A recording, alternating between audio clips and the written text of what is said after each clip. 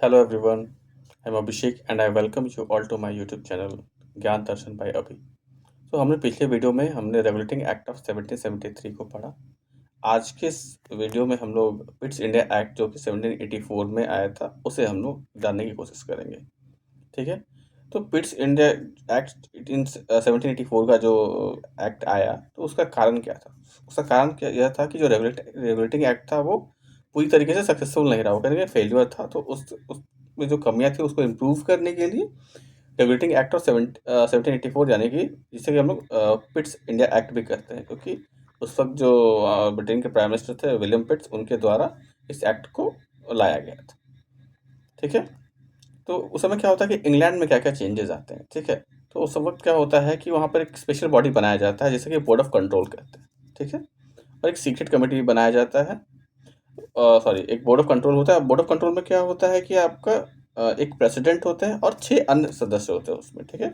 तो एक अध्यक्ष होंगे और उसके अलावा 6 अन्य सदस्य भी उसके जो कमिटी है आपका, उसका हिस्सा रहेंगे। तो उस कमिटी को क्या कहा जाता है? बोर्ड ऑफ कंट्रोल कहते हैं। ठीक है, इसके अलावा क्या होता है, एक सीक्रेट कमेटी जो है उसे बनाया जाता है। इसमें क्या होता है, बोर्ड ऑफ कंट्रोल होंगे, प्लस क्या होगा कि 3 अन्य मेंबर होंगे जो कि कोर्ट ऑफ डायरेक्टर्स के बीच से होंगे। ठीक है, क्या होता है कि इंग्लैंड में चेंजेस हमने देख लिया। अब भारत में क्या चेंजेस आते हैं पिट्स इंडिया एक्ट के लागू होने से? तो यहाँ पे क्या होता है कि जो एग्जीक्यूटिव काउंसिल होता है उसमें क्या होता है, उनके जो सदस्य 4 थे उससे घटाकर 3 कर दिया जाता है। ठीक है, इसके अलावा क्या होता है, जो जो गवर्नर जनरल ऑफ बंगाल है उसे क्या किया जाता है, ब्रिटिश गवर्नमेंट के सबऑर्डिनेट बना दिया जाता है, यानी कि उनके अंडर जो है गवर्नर जनरल बंगाल को रखा जाता है।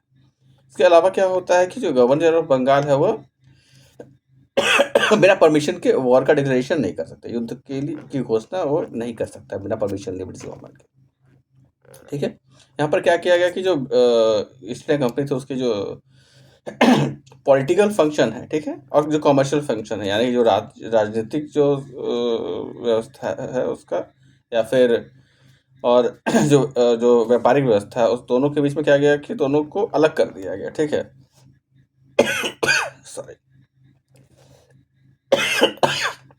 और यहाँ पे क्या हो गया कि जो गवर्नर जनरल का काउंसिल बनाया गया था जिसमें 3 लोग प्लस गवर्नर जनरल थे, तो उसमें क्या हुआ कि गवर्नर जनरल जो है उन्हें वीटो पावर दे दिया गया, यानी कोई डिसीजन पे अगर वो एग्री नहीं करते हैं तो उस डिसीजन को विड्रॉ कर सकते हैं।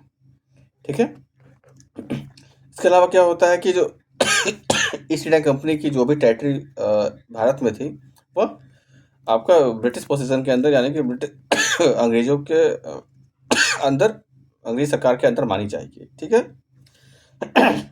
इसमें क्या था कि आपका सेंट्रलाइज टेंडेंसी था। इसमें क्या किया गया, एक कोर्ट ऑफ डायरेक्टर बनाया गया, एक बोर्ड ऑफ कंट्रोल बनाया गया। ठीक है, कोर्ट ऑफ डायरेक्टर में क्या था कि आपका कमर्शियल फंक्शन जो है उसको डील करता था। इसमें क्या होता है, 24 कोर्ट ऑफ डायरेक्टर्स थे टोटल। और जो बोर्ड ऑफ कंट्रोल है आपका ये कहीं ना कहीं पॉलिटिकल फंक्शन जो है उसे डील करता था। ठीक है, इसमें क्या हो रहा था कि 6 मेंबर थे, प्लस क्या होता है सेक्रेटरी ऑफ स्टेट जो कि कैबिनेट मिनिस्टर जो है वो ब्रिटेन पार्लियामेंट के जो कैबिनेट मिनिस्टर थे वो हुआ करते थे।